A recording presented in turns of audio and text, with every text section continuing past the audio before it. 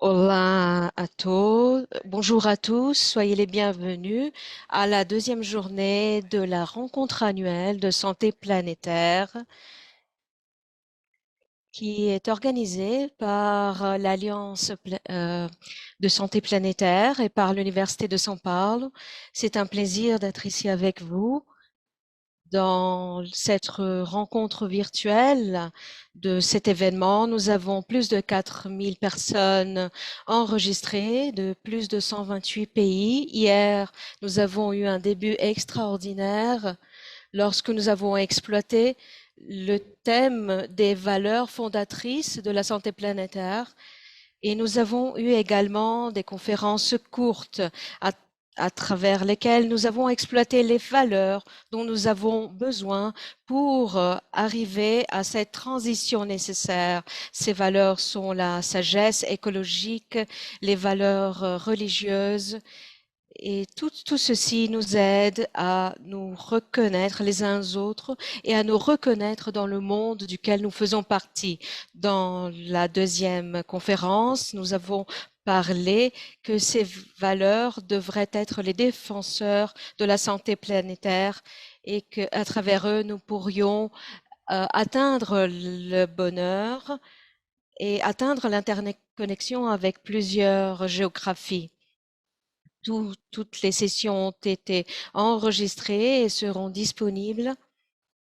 Les conversations d'hier sur les valeurs forment les bases pour les discussions d'aujourd'hui, qui ont pour thème la promotion de l'éducation, de la connaissance et de l'éducation. J'aimerais aborder quelques items d'organisation.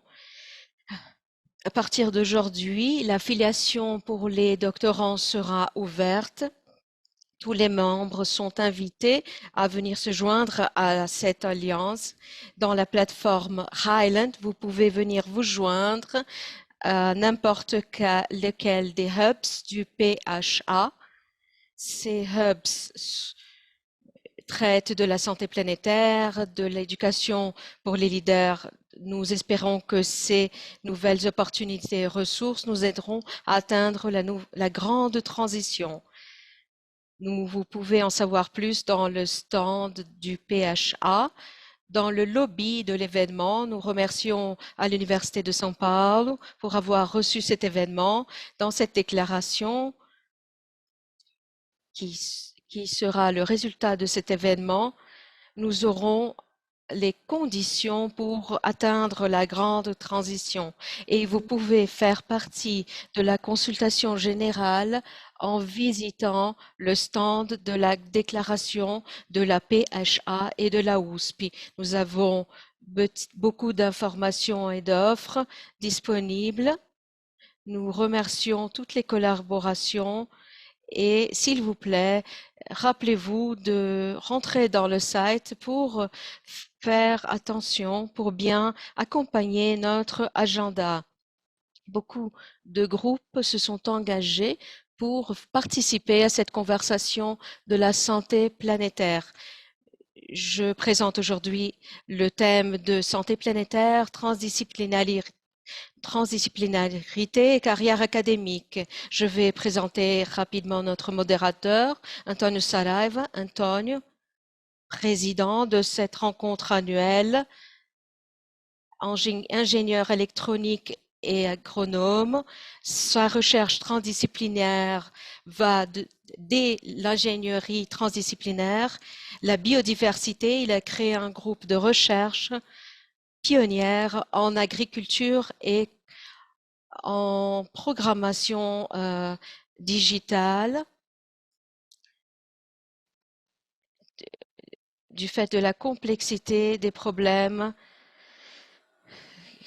les problèmes qui doivent être résolus pour garantir cette grande transition et notre avenir. Soyez le bienvenu, Antonio. Merci, Jamie, pour la présentation. C'est un plaisir d'être ici pour cette deuxième journée, tout ensemble avec ce groupe merveilleux de 4 femmes qui sont détentrices d'un travail de recherche incroyable. Donc, c'est un plaisir pour moi de modérer cette session.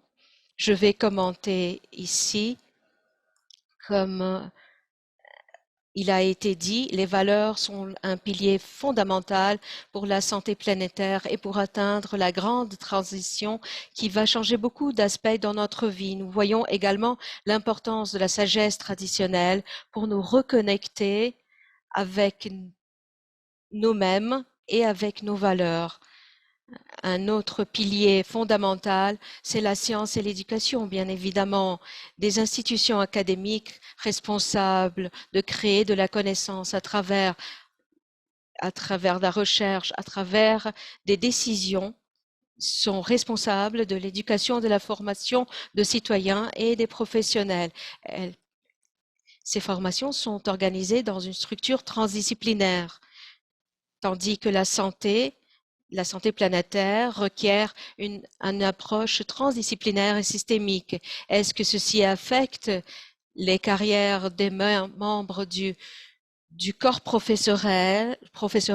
Dans ce panel, nous allons discuter cela et nous apporterons des exemples d'institutions qui sont en train de mettre en pratique des programmes portés sur la santé planétaire, des programmes innovateurs. Je présente mes collègues. Tout d'abord, Corinne Reed. Elle est prorectrice de recherche et sponsor de l'initiative de santé planétaire dans l'Université de Victoria à Melbourne, en Australie. Sois la bienvenue, Corinne. Corinne nous présentera des solutions locales pour des défis globaux à l'Université de Victoria. C'est impressionnant de voir cela. Pour Corinne, c'est bonne nuit, tandis que pour d'autres, c'est bonjour. Ça fait partie de cette connexion merveilleuse que nous avons ici. J'aimerais présenter également Agnes Bridenbrough. La professeure Agnes est cofondatrice de la session d'égalité et sa santé planétaire. Elle a été nommée l'une des 100 femmes les plus influentes en Afrique. Elle a occupé plusieurs positions importantes au Rwanda et notamment en tant que ministre de la Santé. Bon après-midi, Agnès. Professeur Connie White-Lanning. La professeure travaille dans la coopération de populations en santé planétaire à l'Université de Minnesota aux États-Unis. Elle est professeure et directrice à l'école d'infirmières à l'Université de Minnesota. Bonjour. Et Melwin Otieno Anmango. Melwin est fellow en santé planétaire.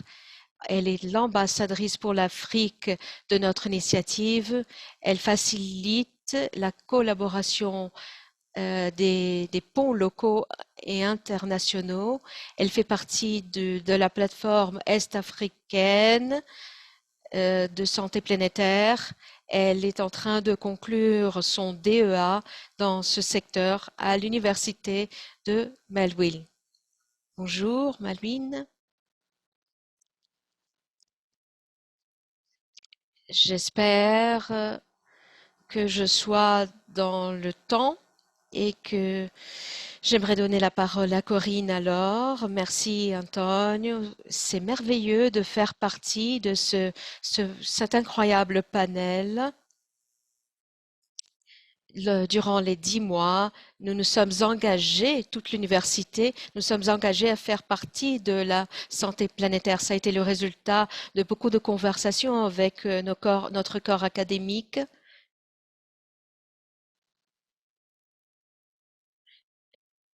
L'appui de notre recteur, tous les directeurs de recherche. Nous sommes une petite université, nous n'avons pas beaucoup de ressources, nous recevons des ressources publiques, nous avons un grand héritage industriel dans notre ville et nous avons un certain degré d'inégalité ici dans notre ville. Nous voulons alors changer ce légat que nous allons laisser aux futures générations et ceci a été encore plus intensifié par la pandémie.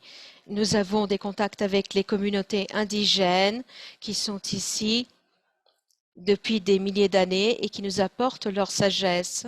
J'aimerais également euh, offrir mon respect aux nations indigènes qui étaient les occupantes de cette terre sur laquelle nous habitons aujourd'hui. J'aimerais également remercier toutes les communautés autour du monde qui nous apportent toute leur sagesse. Est-ce que nous pouvons faire la différence?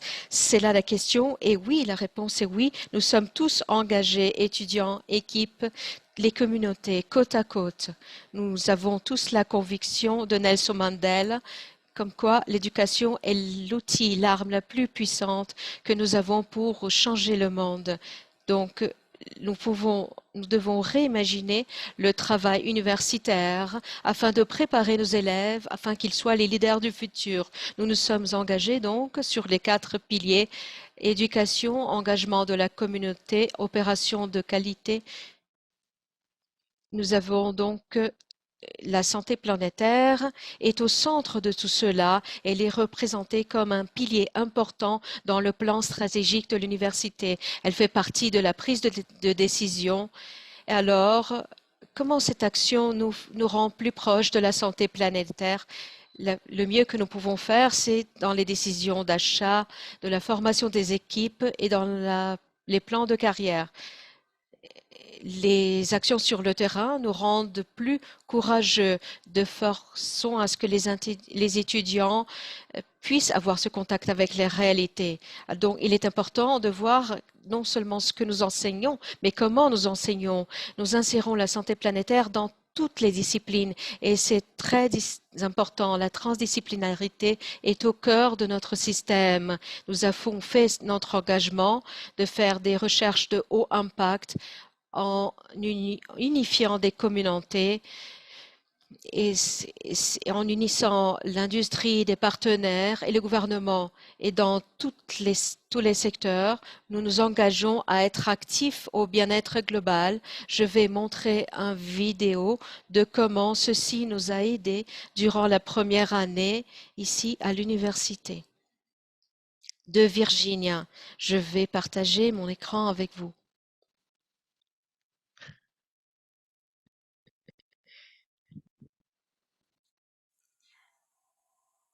En 2020, l'Université de Victoria s'est engagée à rendre la santé planétaire, à la mettre au centre de tout ce que nous faisons. Nous sommes engagés de construire une communauté qui fera une différence dans les défis globaux et locaux à travers de la recherche d'impact, nécessités futures, choix durables, la façon de connecter et d'engager nos communautés dans des solutions innovatrices pour des problèmes complexes. Le lieu est très important pour la solution de problèmes globaux. Nous mettons en avant l'importance du contexte et nous nous concentrons sur le co-design de solutions co-créées. Il y a 3 lieux fondateurs: le rôle de l'université, le lieu du pays et nos responsabilités en tant que citoyens locaux, en tant que communauté. Nous devons suivre ce que nous prêchons afin de devenir une université qui soit durable. Nous aurons 100% de notre énergie durable jusqu'à 2050. Nous avons un laboratoire de recherche, des recherches sur des toits durables. Nous sommes en train d'éliminer tous les plastiques à usage unique. Nous voulons un environnement résilient, unique et durable. Les étudiants sont très engagés dans les projets qui incluent les recyclables, le recyclage de matériaux. La santé planétaire est donc devenue un objectif stratégique avec un budget d'1 million de dollars australiens. En réalité, nous voulons créer des connexions avec différents groupes, des connexions avec différents pays et également nous avons nous voulons obtenir des résultats pour les générations futures. Nous avons 25 projets financés en incluant des organisations partenaires externes à la recherche de la résilience des communautés. Nous travaillons avec les jeunes durant la pandémie de Covid et nous avons également créé une nouvelle certification en santé planétaire. Pour moi, cette question de la santé planétaire a été importante dès le début parce que nous devons avoir plus de capillarité. Nous devons agir rapidement grâce à notre modèle de travail en bloc. Nous travaillons avec des organisations professionnelles, des étudiants pour créer des opportunités pour le monde de demain. Nous avons une passion partagée afin de créer un avenir fort. Nous nous tournons vers les communautés cette année. Nous avons pour cela reçu un financement de la Fondation Myers pour avoir des organisations, des sociétés de start-up qui soient engagées avec cet objectif. Donc, en 2021, la santé planétaire sera présente dans nos formations, dans notre cursus. Elle est donc prête, la santé planétaire est prête à être activée au sein de notre université. En réalité, je suis très heureuse de participer à ce panel. Merci beaucoup. Merci beaucoup, Corinne. C'était merveilleux, inspirateur de voir tout ça. Maintenant, nous aurons Agnès. Agnès nous racontera ce qu'ils sont en train de faire dans leur université. Merci pour cette merveilleuse vidéo, très instructive, et merci à tous de m'inviter. L'année dernière nous a enseigné quelque chose.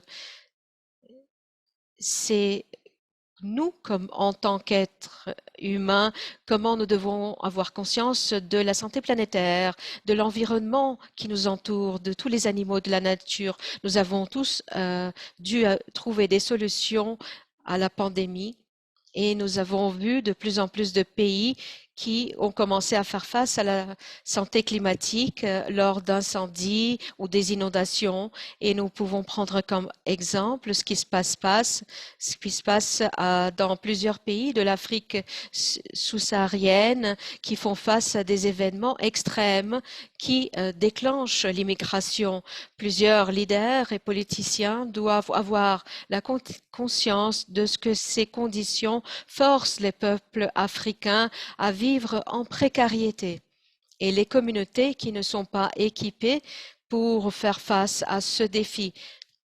En 2018, la Banque mondiale a estimé qu'il y aura 134 millions d'immigrants créés par des événements climatiques en Amérique latine, en Asie et en Afrique. Par rapport à 2017, lorsqu'il y avait 68 millions de personnes qui ont été déplacées par des forces supérieures.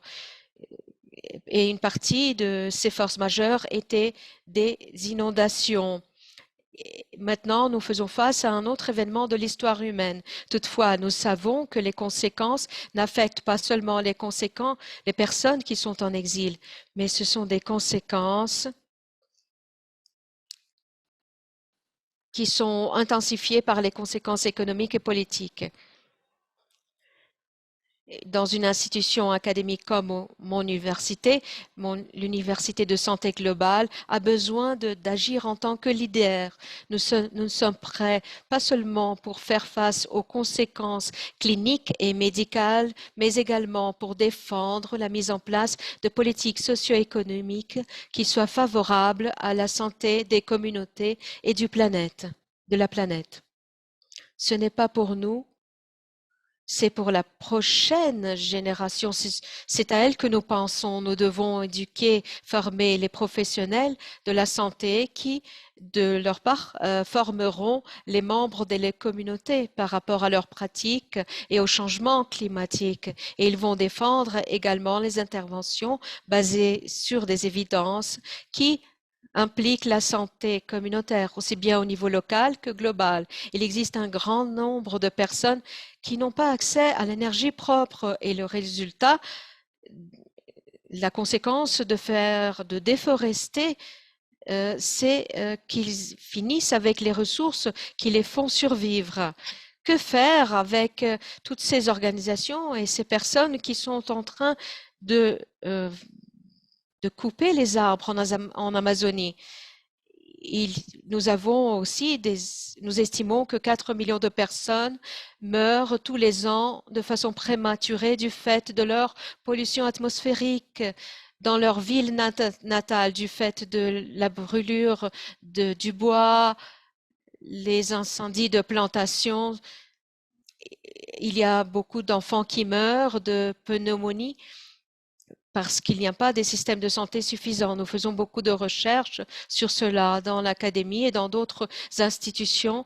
Ceci pourrait être un levier pour influencer les politiques locales et globales pour promouvoir l'énergie propre et réduire le risque lié à la santé. C'est aussi une opportunité de développer des mesures avec un bon coût-bénéfice qui soient multidisciplinaires, multisectorielles et qui puissent être utilisées en tant qu'alternative pour la brûlure des combustibles fossiles. Nous devons promouvoir l'énergie propre qui iront contribuer au développement humain dans notre université.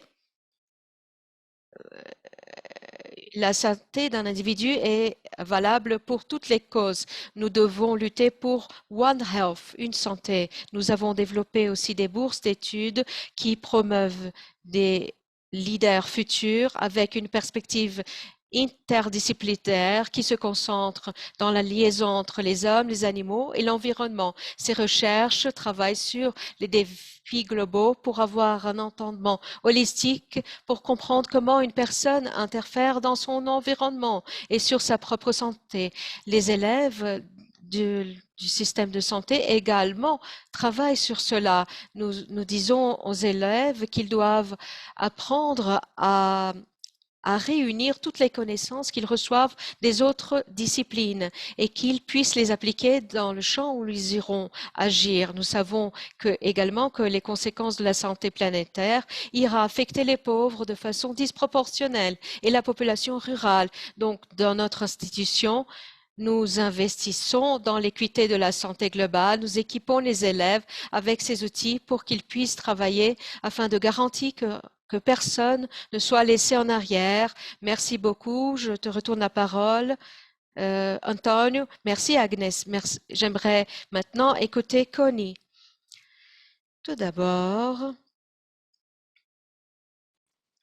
en nom de mon école de l'Université de Minnesota aux États-Unis, j'aimerais exprimer notre immense reconnaissance à chacun des membres de ce panel. Merci pour l'opportunité de participer. C'est très significatif pour nous d'être ici. Et merci de vous être engagés dans la santé planétaire. Nous tous, nous savons profondément que nous sommes en train de changer le monde de cette façon. Il y a quelques années, Sam a visité l'Université du Minnesota durant la conférence internationale liée à One Health. Et Sam, ça a été pour lui un tournant parce qu'il nous a inspiré de sa mission. Notre engagement avec la santé planétaire est venu de cette inspiration. Nous sommes très engagés avec la santé planétaire. La santé planétaire fait partie du plan stratégique de l'université. Nous avons désigné un directeur de santé planétaire, Terry Parton, et nous faisons tout notre possible pour appuyer et étendre non seulement l'engagement de l'université, mais l'engagement de nous tous pour diffuser ce leadership. Cet engagement n'arrête pas de croître, non seulement à travers l'université de Minnesota. Nous allons au-delà. Nous voulons inclure plusieurs programmes aux États-Unis.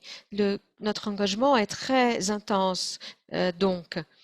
Ceci veut dire que, et j'aimerais faire à ce propos deux commentaires. Tout d'abord, nous discutons ici le fait de ce que nous faisons tous partie de l'humanité. En fait, en parlant de la santé planétaire, nous parlons de nous. Et comme vous devez savoir, tout ça tourne autour de la communauté, de la vie en communauté. Nous avons une unique communauté, n'est-ce pas? Dans l'université, nous voyons les choses de cette façon. Nous connectons notre esprit et notre cœur avec chaque décision, chaque délibération, chaque compromis que nous prenons. Dans tout cela, nous nous demandons, est-ce que ceci va promouvoir l'avancée de la santé planétaire? Mais avant tout, il s'agit de nous en tant qu'une communauté unique, une communauté de cœur et esprit connectés autour, autour du monde. Et ceci influencera toutes les décisions que nous prenons. Et notamment comment nous devons nous mettre en relation les uns avec les autres, avec nos collègues, et ceci touche à d'autres aspects de la santé planétaire. Cette communauté unique, voilà ce que nous sommes. Il existe une connexion des esprits et des cœurs. Ceci me mène à faire d'autres commentaires. C'est un sujet que nous allons discuter de façon plus profonde. Comment avancer avec l'éducation, comment promouvoir l'avancée des bourses d'études. Et nous faisons tout cela toujours à travers cette connexion esprit-cœur. La science, très souvent, est conduite par les esprits, par les cerveaux, mais nous voulons être guidés par une connexion esprit-cœur unique qui fera notre unité. Beaucoup d'entre vous, vous êtes unis à nous, des gens du monde entier, surtout durant la dernière année. L'inclusion, l'équité, la diversité a été un grand appel à l'action, non seulement aux États-Unis, mais dans le monde entier. Je mentionne cela, comme nos collègues l'ont déjà commenté, l'importance de la diversité, de l'inclusion et de l'équité pour la santé planétaire est quelque chose qui est profondément connecté à ce que nous sommes.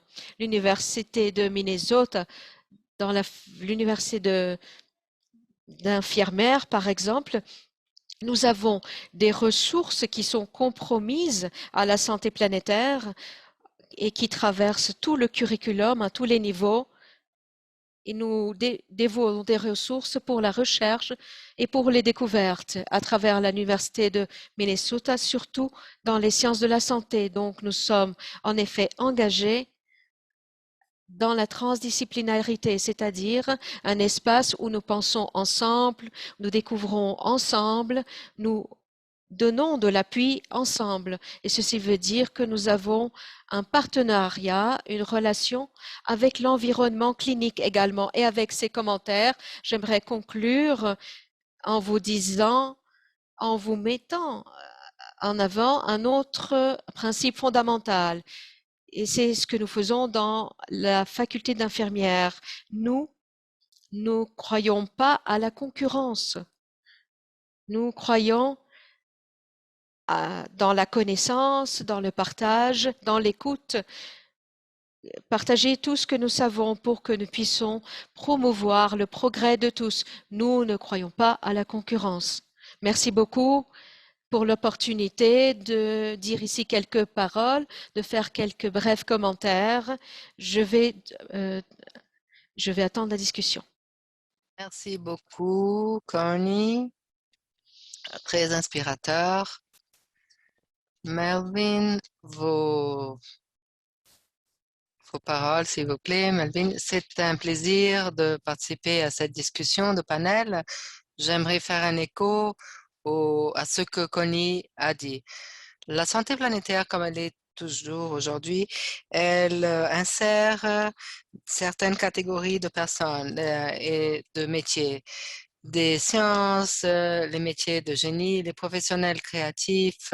Et c'est important d'avoir tous ces professionnels, tous ces métiers.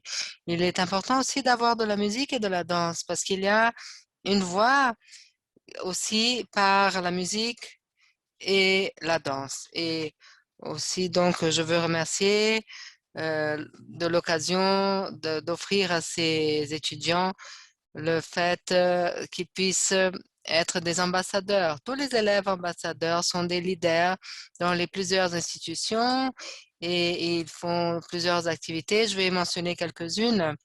Ils ont été capables, par exemple, d'étudier et de communiquer les aspects de la santé planétaire dans leur communauté locale en s'engageant dans les activités de préservation et aussi ils ont participé dans des programmes d'éducation dans leur ville en participant à des webinaires. Une autre façon est de promouvoir la synergie du secteur de la santé. Maintenant, parlant de la partie académique, les carrières sont plutôt influencées par les opportunités de l'environnement. Et ceci est associé à la subsistance des gens. Si nous ne sommes pas capables d'influencer les emplois avec des politiques et des activités de la santé planétaire, le sujet de la santé planétaire va devenir difficile dans une communauté, dans une région. Il est important de mettre en place la défense et nous devons créer des politiques qui créent des avantages pour la santé planétaire pour rendre la société une société compréhensible, qui connaisse les besoins de la santé planétaire. Il y a un ensemble d'objectifs que nous devons atteindre et ceci créera des opportunités de travail. Et je veux aussi dire que les politiques de défense sont nécessaires. C'est un effort continu et constant. Si ceci n'est pas fait, on n'aura pas besoin de changer la politique. Ici au Kenya, en Afrique, par exemple, lorsqu'ils font une évaluation d'impact environnemental, ceci crée des emplois. Nous devons avoir ce focus, nous devons avoir le soutien des politiques publiques. Du côté positif, dans mon pays, au Kenya, nous voyons que nous avons le soutien dans notre constitution pour ce développement. Et ceci va en direction à la santé planétaire. Il y a de l'attitude pour générer ces politiques et avoir la santé planétaire parce qu'elle a un rôle fondamental à jouer dans ces questions. Et ceci doit être compréhensible de la part des législateurs pour qu'il y ait une action transformatrice. En parlant de l'alignement de la santé planétaire et des institutions que nous avons au Kenya, il y a une structure traditionnelle d'éducation. Les gens vont à l'école, ensuite, elles il y a le travail pratique, le projet pratique et ensuite il y a un test. Cette structure est utilisée dans la plupart des pays. Nous avons découvert qu'une nouvelle structure est difficile à mettre en place. Nous pouvons créer une structure qui va aider à changer plusieurs choses. Et la santé planétaire, il ne s'agit pas uniquement de connaissances. Il s'agit d'action qui va mener à une meilleure planète. Et pour l'action, nous exigeons des changements dans nos attitudes et perceptions, surtout par rapport à la culture. Par exemple, j'aime donner cet exemple. Il ne sert à rien d'avoir une bonne voiture. La voiture peut être une bonne voiture, mais si vous avez une voiture basique, il faut utiliser le carburant correct et il faut faire une analogie. Donc, quelle est la nouvelle approche? Nous pouvons influencer le changement de carrière, le changement d'attitude dans ces carrières. Et ceci va beaucoup aider à la santé planétaire pour que nous puissions nous approfondir des connaissances vers la théorie en passant par la pratique. Maintenant, je suis ouverte pour la discussion. Merci, Melvin. Nous aurons ici une discussion, une conversation. Et pour ceux qui nous écoutent en ce moment, j'aimerais vous informer que nous avons eu une autre discussion, une autre conversation il y a une semaine et c'était fantastique. Et j'ai même dit que j'aurais aimé avoir enregistré l'autre session. Nous aurons aussi des questions au public dans quelques minutes. Nous en avons quelques-unes déjà. Maintenant, j'aimerais poser une question. Et j'aimerais que nous puissions discuter ça de façon informelle dans ce panel, en abordant deux aspects sur la base de ce que vous avez toutes apporté. L'un des aspects est le suivant. Lorsque nous pensons à la mise en place de la santé planétaire dans une institution, dans une université, nous imaginons que nous devons changer la structure, le programme, le cursus, l'éducation dans son ensemble. Et l'autre aspect est encore une fois structurel. Nous avons les enseignants, les professeurs, les départements, comment ils sont distribués. Et quelque chose qui peut être un problème parfois en termes de carrière, c'est la question d'un historique disciplinaire et les élèves, les étudiants sont évalués en prenant ces disciplines, ces cours comme base. Tout du moins, c'est ce qui se passe ici au Brésil.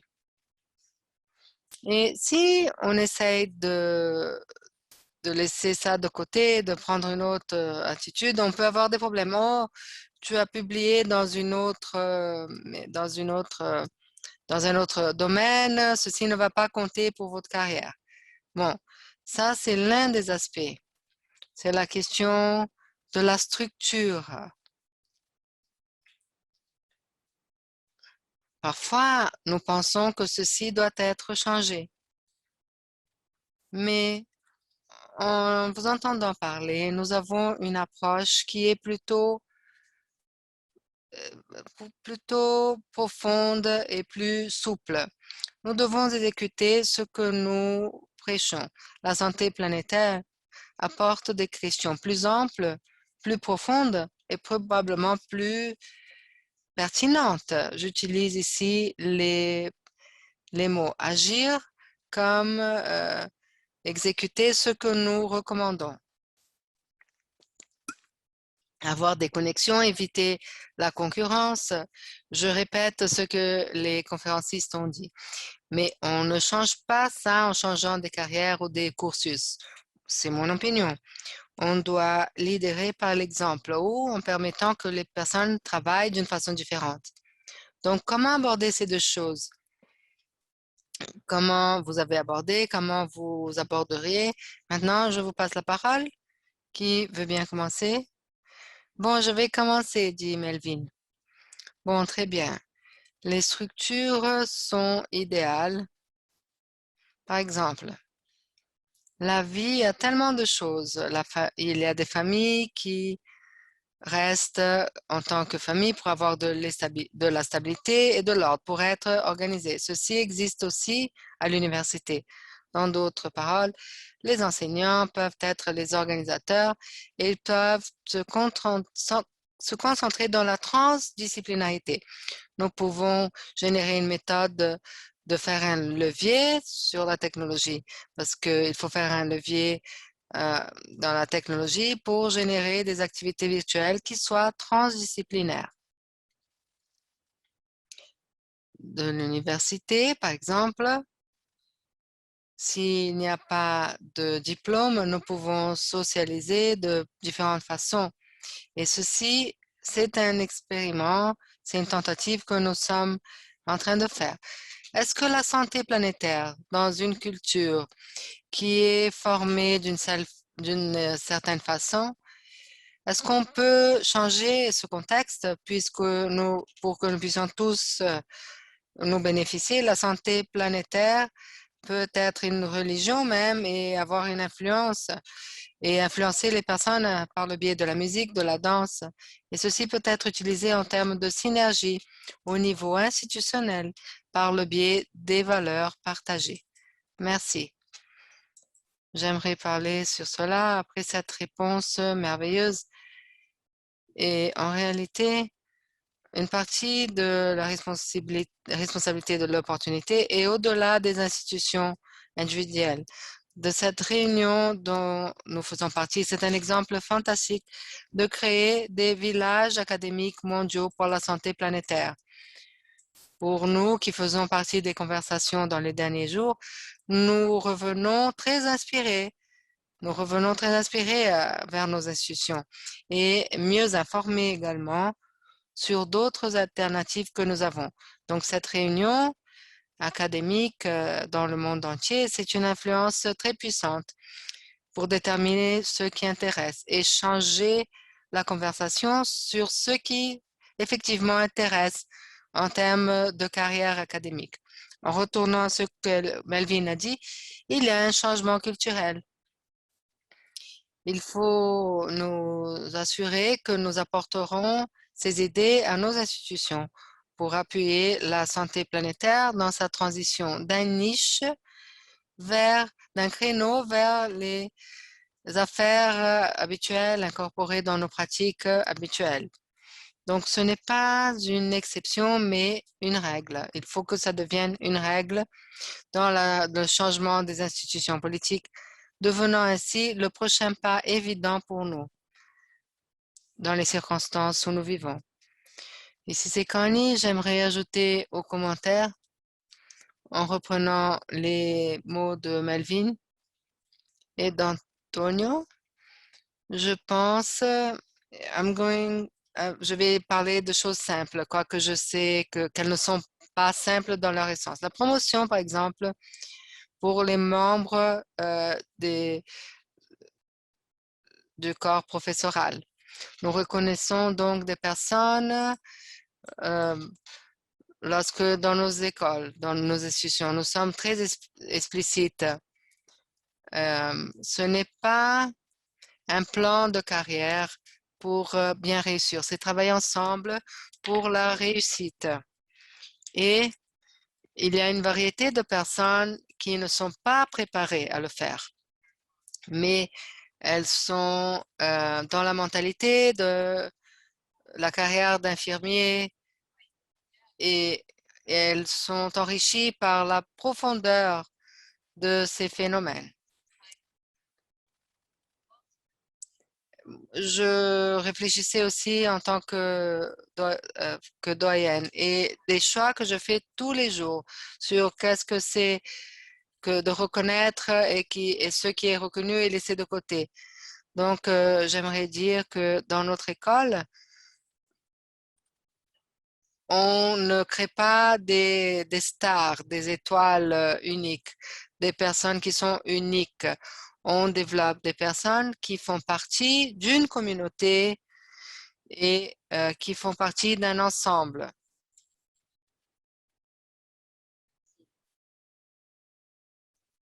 Excusez-moi. Et immédiatement, j'ai réfléchi sur la question de la compétition, de la concurrence.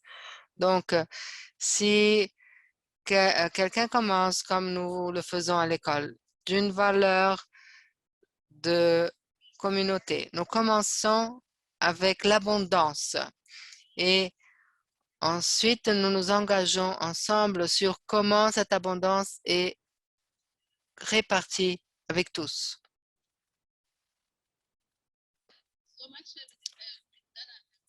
Il y a tellement de choses qui ont été dites, je n'ai rien à ajouter et je suis d'accord avec mes collègues. Nous avons les mêmes idées.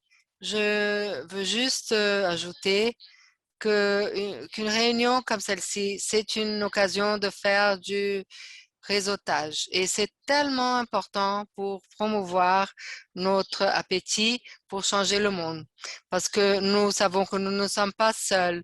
Et c'est très important aussi d'apprendre les uns avec les autres et de nous bénéficier de toutes les nouvelles connaissances ou les vieilles connaissances aussi récupérées à cause des connaissances traditionnelles qui sont tellement riches et échanger sur cela.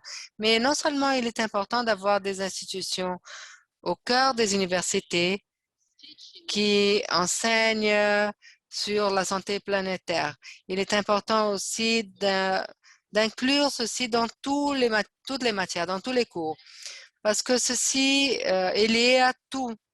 Donc, ceci ne doit pas être, ceci est important, oui, nous avons une institution, mais tous les cours, même même en histoire ou en cours exécutif ou de business,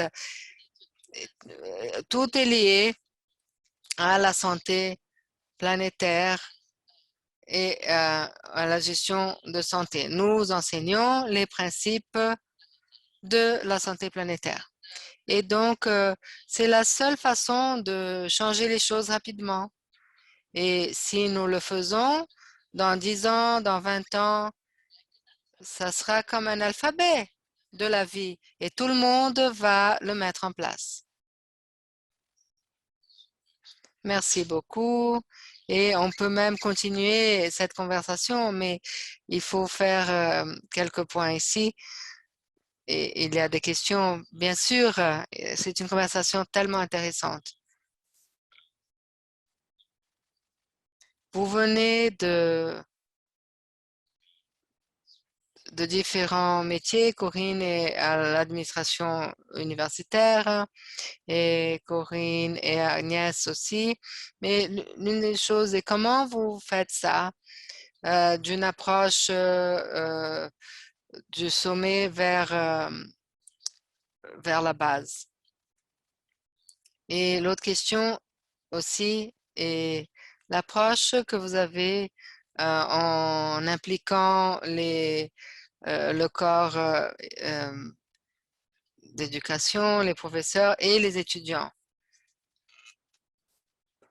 Et comment vous travaillez sorte à avoir l'administration engagée avec ces idées et comment nous avons aussi la base engagée, les étudiants et surtout en considérant ce contexte, ce concept plus ample d'un cursus, ce n'est pas uniquement un cursus. Et je vais aussi poser une autre question pour que vous puissiez répondre à votre volonté qui vient du public. Comment nous considérons le fait que nous enseignons et nous informons les personnes et les professionnels d'une profession qui peut ne pas exister encore, si c'est le cas? Comment vous abordez cette question? Je vais peut-être commencer.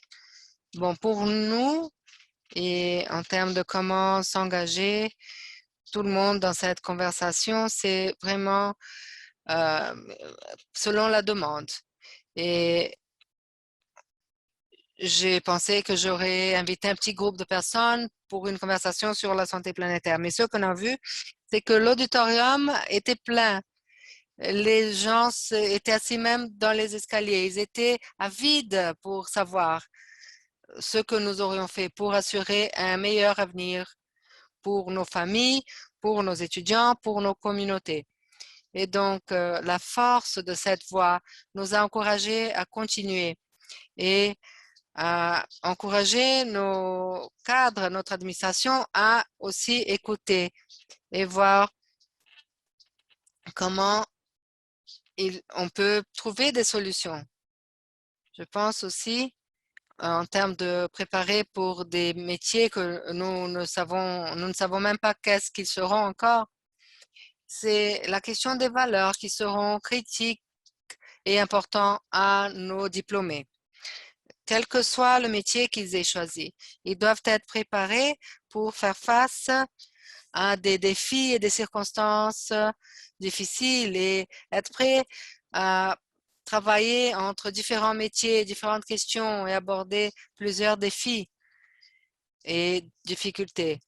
Et donc, nous savons que ce sont des qualités que nous devons développer auprès de nos étudiants.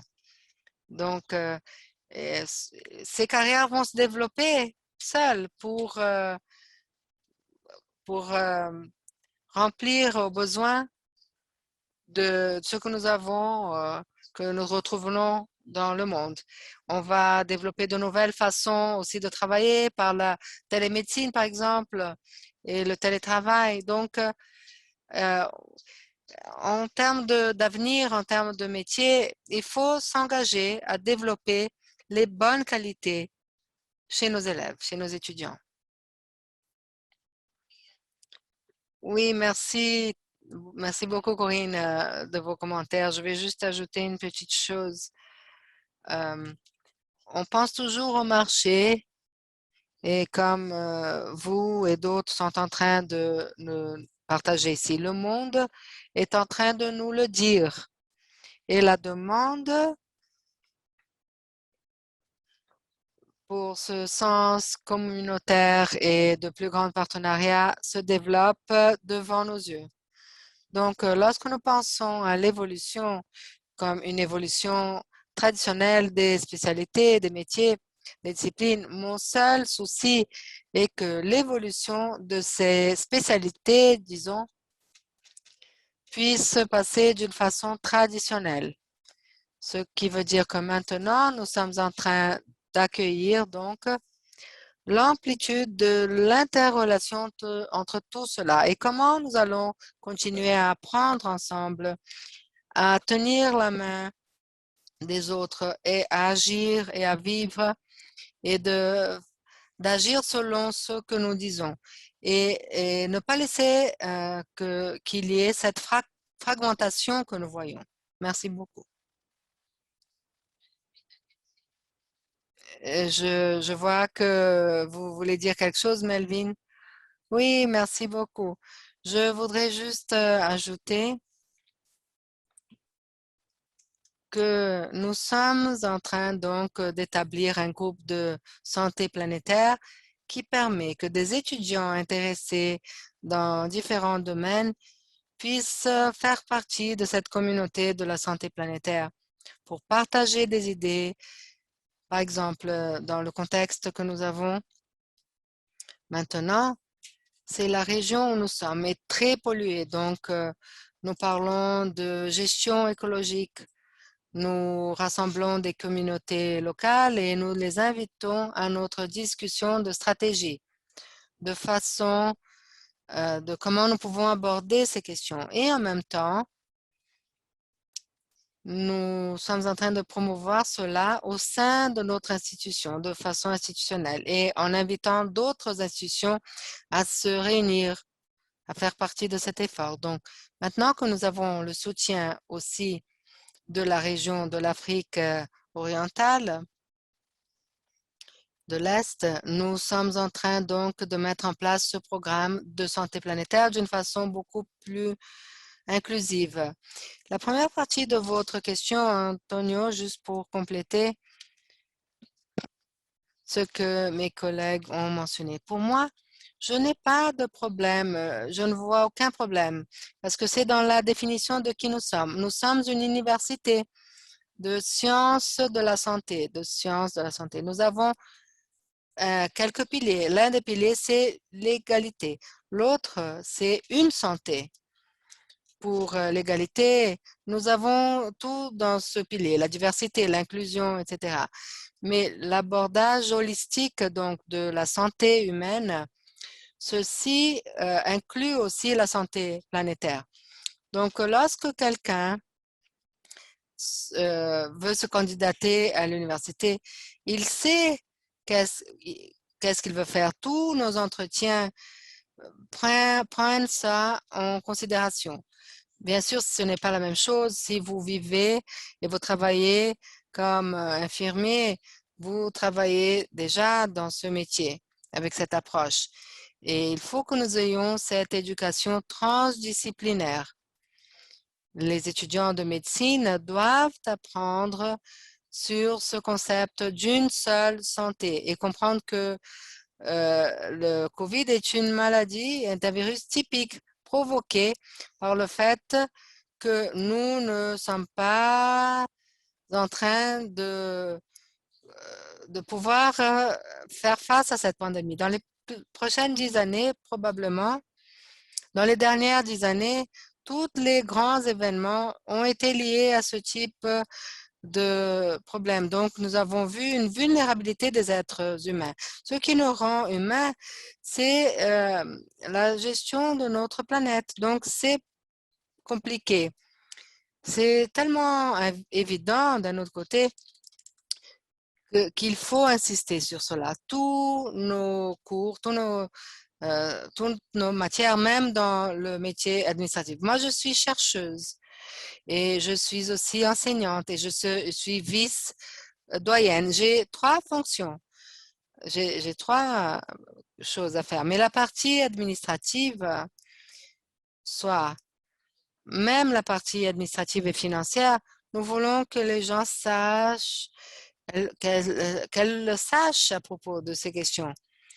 Lorsque c'est une question budgétaire, par exemple, nous voulons que les gens pensent correctement pour promouvoir ce programme de santé planétaire. Donc, chacun fait partie de cet effort. Également, en tant qu'université, comme Melvin a dit, nous sommes très impliqués. Nous sommes comme si c'était un gouvernement. Nous avons une communauté ici, en Afrique de l'Est, une coalition avec ce concept d'une santé. Et pratiquement tous les instituts publics font partie et ils auront une voix active dans le dessin des stratégies de différents pays et les stratégies de l'Afrique de l'Est. Donc ici, nous avons un effort de très haut niveau dans la région et ceci est discuté au niveau du Conseil de ministres de l'Afrique de l'Est. Pratiquement tous les pays, les 5 pays de l'Afrique de l'Est, Kenya, Ouganda, Rwanda et Burundi, quelques-uns sont un peu plus en retard parce qu'ils ont des instabilités politiques. Mais c'est plus facile de trouver un budget, des enseignants et de créer des départements lorsque nous avons la, la haute leadership en santé et éducation convaincue à signer ce type de politique et à soutenir ce type de politique. Et ceci est important. Ceci est au-delà des pays, c'est dans la région. Pour les étudiants, c'est à nous. Si les étudiants n'ont pas cette conscience, c'est parce que nous n'avons pas été de bons professeurs. Nous avons encore 10 ou 12 minutes, donc je vais essayer de mélanger quelques questions. En pensant aussi à notre public, non seulement ceux qui nous assistent maintenant, nous avons 251 personnes avec vous en ce moment, mais d'autres vont assister les vidéos après. Et nous avons de différentes situations. Par exemple, je viens de l'ingénierie, j'ai fait l'école de génie et nous avons d'autres métiers. Et nous voulons tous savoir comment le faire justement. Je comprends que d'une certaine façon, quelques-uns des exemples sont des exemples spéciaux parce que vous travaillez déjà dans le métier de la santé. Corinne, Agnès, mais vous apportez des exemples très forts. Donc, j'aimerais essayer d'élargir cette idée vers d'autres situations. Nous n'avons pas de personnes dans le métier de la santé, dans la haute administration, ou même les personnes dans l'éducation, ou même si parfois les gens n'ont pas cette mentalité, cet état d'esprit, et il faut qu'elles soient convaincues. Mais il faut qu'elles se passionnent par cette idée plus que d'être convaincues. Donc, en pensant à ça, du côté du corps enseignant, la question est quels sont les encouragements pour les jeunes enseignants, disons, qui ne sont pas du métier originellement de la santé ou de la santé planétaire. Quels sont les encouragements pour ces jeunes enseignants pour qu'ils commencent à travailler dans ce métier? Parfois les barrières en termes de carrière, publication, promotion, même dans le cas de vos propres institutions, vous savez comment elles fonctionnent, les institutions. Vous avez peut-être une idée de comment promouvoir ça. Un autre point, les demandes de santé planétaire, non seulement de recherche et éducation, mais comme vous avez mentionné, que ceci puisse Sortir de nos quatre murs, de nos frontières, ceci est fondamental. Comment le faire? Parce que parfois, l'université ne valorise pas ces questions dans les métiers, dans la recherche. Et l'autre question est à propos des étudiants. Moi, je comprends que la jeunesse dans son ensemble, les jeunes, c'est l'énergie la plus puissante que nous avons maintenant. Non à cause de l'énergie qu'ils ont par définition ou par nature, mais plus que nous, ils veulent changer l'avenir immédiat. Ils veulent changer même maintenant, donc le présent. Et ils doivent avoir de l'autonomie dans nos universités. Et comment le faire? Comment ceci doit être intégré dans les cours, dans le système de recherche, l'université dans son ensemble, non seulement le club académique des étudiants. Il faut avoir un, un centre, un domaine central. Antonio, c'est Connie. Je vais faire quelques commentaires rapides. Merci beaucoup. Merci de l'amplitude de votre question que vous venez de poser. J'aimerais maintenant faire quelques commentaires par rapport à ça. Un exemple spécifique. La relation que nous avons au sein de l'école elle-même. Tout ceci est entouré par plusieurs professionnels. Et à la faculté, nous prenons cette décision. Nous allions financer les premières 2 années de l'éducation de doctorat pour quiconque rentrerait dans notre programme, quel que soit le pays d'origine. Et l'objectif dans ce cas-là, c'était de les soutenir par le biais des partenariats actuels, les institutions d'origine, pour qu'ils aient l'appui continu dans leur éducation et surtout après leur formation. Nous nous serions donc engagés. Et je montre ça comme un tout petit exemple de comment nous ne pensons pas, on ne croit pas à la concurrence. Nous accueillons l'abondance de ressources que nous avons tous d'une façon ou de l'autre et comment partager ça avec les autres et donner une autonomisation non seulement à la faculté d'infirmerie, mais aussi à la santé planétaire. Merci. J'aimerais peut-être ajouter quelque chose aux commentaires de Connie. En retournant au principe de cette conversation, nous avons ici quelques réponses, n'est-ce pas? Il y a un cercle vertueux ici, la passion qu'un jeune étudiant apporte et l'engagement d'un métier spécifique.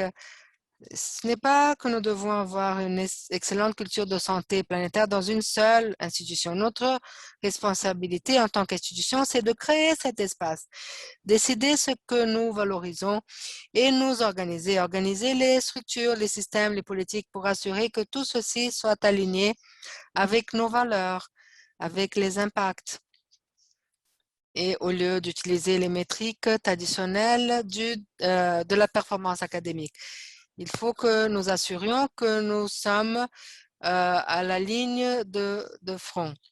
Il faut argumenter et agressivement en soulignant l'importance de ces plusieurs façons de comprendre qu'est-ce que c'est que la réussite du point de vue académique, du point de vue d'une institution académique. En retournant au pouvoir de l'institution académique, nous avons ici un exemple, un projet dans lequel je suis impliquée qui a commencé dans l'Académie de Global Health, à l'Académie, et ceci a impliqué des partenaires au Chili, au Malawi, au Nigeria, et plus de 200 chercheurs ont contribué à ce dialogue et qui fonctionne de façon différente en abordant les différents défis de santé planétaire. Cette ville d'académiques ont développé ces ressources et ont partagé avec le reste des académiciens. Et ceci a permis que plusieurs jeunes rassemblent de l'appui. Donc, au cœur des institutions, nous avons pu le faire, mais ceci va au-delà des frontières et atteint d'autres institutions pour qu'on ait cet engagement dans toutes les conversations, dans tous les métiers, pour vraiment changer nos processus d'éthique au sein de l'université, pour établir quels seront les principes les plus importants pour la santé planétaire dans l'avenir. La progression de carrière, par exemple, doit prendre en compte la contribution significative que tous sont en train de générer pour les communautés locales et mondiales. Ceci peut générer un impact dans la métrique traditionnelle d'une façon négative parfois, mais il faut contrebalancer pour que nous puissions fermer cette équation. On choisit de faire quelque chose individuellement dans nos institutions, mais nous pouvons générer un travail collaboratif au lieu de concurrentiel pour assurer que toutes les conversations puissent aborder ces questions. Si je peux juste ajouter quelque chose, les jeunes dans l'académie, dans les universités, ont plus de possibilités d'être formés et donc de mettre en place les critères que nous discutons. À l'université, il faut assurer que le cursus de la santé planétaire soit influencé, soit impliqué dans plusieurs programmes. Et ceci doit être abordé d'une façon qui puisse être vue dans plusieurs disciplines. Il y a aussi l'intégration de connaissances et de qualités nécessaires pour une action transformatrice. Donc, c'est important de maintenir les leaders actuels et futurs informés sur les plusieurs domaines de la santé planétaire. Merci.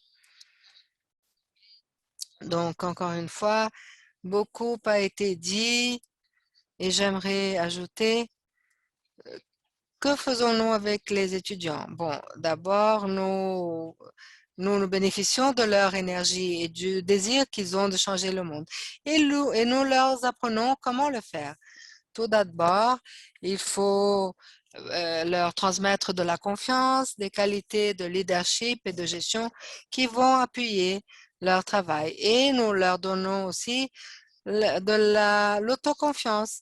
Ils doivent savoir qu'ils seront les agents du changement, qu'ils seront vraiment l'intégration des connaissances que nous donnons dans la vie quotidienne pour améliorer les communautés où ils vivent et où ils travaillent. Donc, en plus de la science, il y a aussi la question de la mentalité qui est développée et la capacité de faire les choses. Donc, qu'est-ce qui se passe dans une approche multidisciplinaire? C'est vrai, ce n'est pas facile. Il faut convaincre les principales universités du fait que la promotion à la mise en place doit être adaptée et nous allons être d'accord. La pandémie de COVID était un cauchemar, mais aussi une opportunité. Si nous ne profitons pas de cette opportunité, on serait un peu bête de ne pas le faire. Et si j'aimerais dire que nous développons un rapport pour l'UNESCO en abordant l'apprentissage dans des institutions académiques.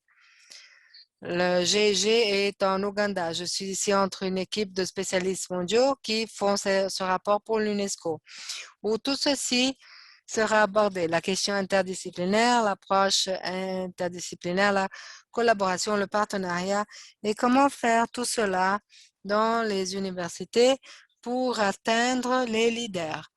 Et c'est l'une des principales recommandations que nous avons. Merci beaucoup, chers collègues. C'était un grand honneur pour moi d'avoir cette conversation avec vous et de beaucoup apprendre. Et je vais réécouter cette vidéo. Nous devons donc clôturer. Nous avons une autre séance qui commencera dans 10 minutes.